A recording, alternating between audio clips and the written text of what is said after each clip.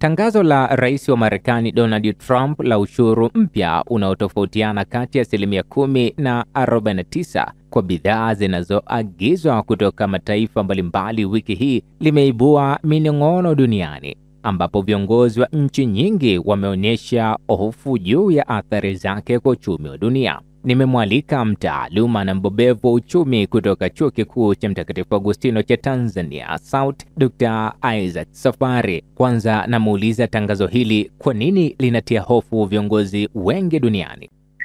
Kwanza ushuru aliotangaza wa 10%, maana yake ni kwamba bidhaa inayotoka nchi moja kwenda Amerika, kule Amerika bei yake itakuwa kwa 10% zaidi kuanzia sasa. Kwa mfano kama tukikuwa shilingi 100, sasa kitakuwa shilingi 110 kule Amerika.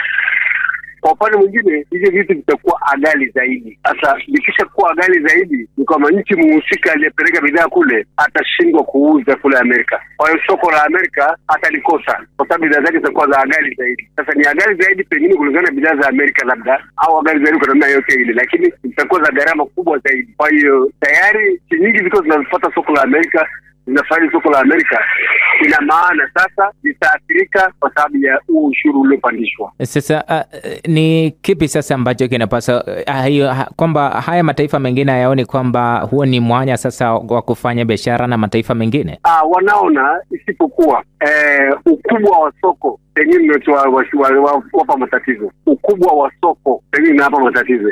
Labda soko la Amerika liko kubwa sana na liko na faida. Sasa soko kubwa kama hilo kulipata mahali pengine inawezekana ikawa ni ngumu. Inawezekana hilo ndio tatizo lenyewe. Au huko kwingine kulifikia ile soko jingine, gharama zake za kulifikia inawezekana hivyo ikawa ni ngumu. Kwa hiyo kwa sura hiyo siwezi kuzungumzia kwamba kwa nini wasitafuta soko mahali pengine, lakini kimsingi soko la Amerika limekuwa la gharama kubwa kidogo kwao. Sasa haya mataifa mengine yanapaswa kufanya nini? Kwa sababu viongozi wengi wameibuka na kulalamika, mfano kama sisi Tanzania, tunapaswa kufanya nini ili kuimarisha masoko yetu na kutokutegemea masoko mengine baadhi?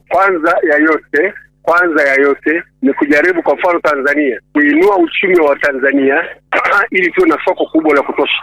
Kujaribu kadri ya uwezo wetu kuinua uchumi wetu, tuwe na soko la kutosha.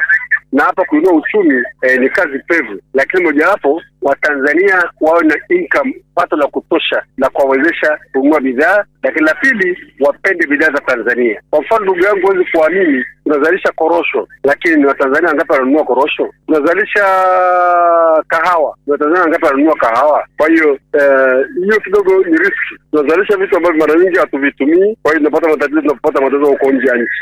Jambo la pili ni kutafuta uwezekano wowote ule wa kufanya uzalishaji wa bidhaa zetu uwe wa chini, kupunguza gharama ya uzalishaji. Sasa hiyo inahitaji kuongeza tija katika uzalishaji. Hii ni moja hapo, na hiyo inaweza kusaidia kupunguza gharama za uzalishaji, lakini kwa vyovyote vitakavyokuwa tupunguze gharama za uzalishaji. Kwa hiyo hata kama Trump akipandisha ushuru kule, bado bidhaa zetu zitakuwa na bei nafuu pengine kulinganisha na za kwake au mahali pengine. Kwa hiyo tafuta namna yote ile ya kupunguza gharama za uzalishaji. Na la tatu, tujitahidi kadri ya uwezo wetu kuongeza ubora wa bidhaa zetu. Bidhaa zetu ziwe bora na zinaweza kushindana na wenyewe wote ile duniani. Ubora wa bidhaa ni muhimu mno kushindana na wenyewe duniani. Na mwisho sasa, tafuta masoko duniani kote. Tuwe na mbinu za kutafuta masoko, tuwe wepesi wa kutafuta masoko. Ndio diplomasia ya uchumi ya Mheshimiwa Rais wetu. Tuwe na ule utaratibu ule au namna yote ile ya kutafuta masoko popote pale duniani. Asante sana. Tutakuja kwenye hili la mwisho. Tuanze na lile la kwanza kabisa. Umesema kwamba tunabidi tujiimarishe sisi. Kama ulivyosema, tunaweza tukazalisha lakini tusitumie sisi. Wangapi wamekuwa wakinunua? Sasa nini ambacho kinapaswa kufanyika kama hivyo havitawezekana? Bidhaa zetu sisi bwana ni nzuri, zinapendeza, lakini hatuna mazoea ya kuzinunua. Mara nyingi utazikuta kwamba tunatengeneza nguo zetu hapa, watu watakimbilia kwenye mitumba, hatununui zile nguo zetu.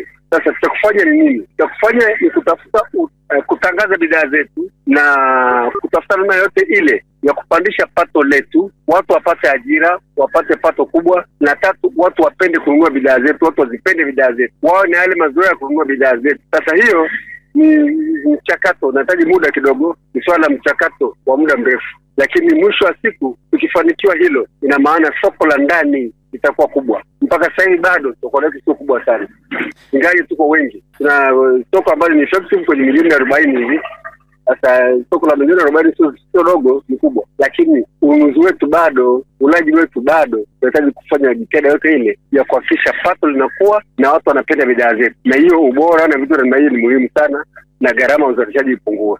Asante sana kwa hili la mwisho ambalo umelisema kwamba diplomasia yetu imarishwe katika sehemu baadhi. Unalitizama vipi katika kipindi hiki? Umekuwa mfuatilizi hasa katika masuala ya uchumi na kukuza masoko yetu.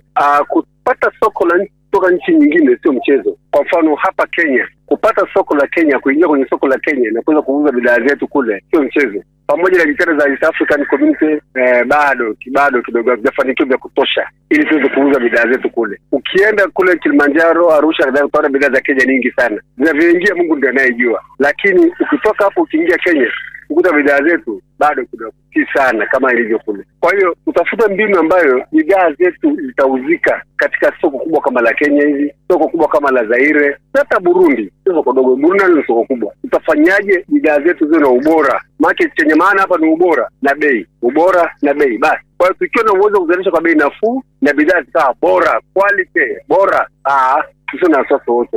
Lakini hilo nalo ni mchakato mrefu. Shukrani sana Dr. kwa muda wako. Asante. Muda wako.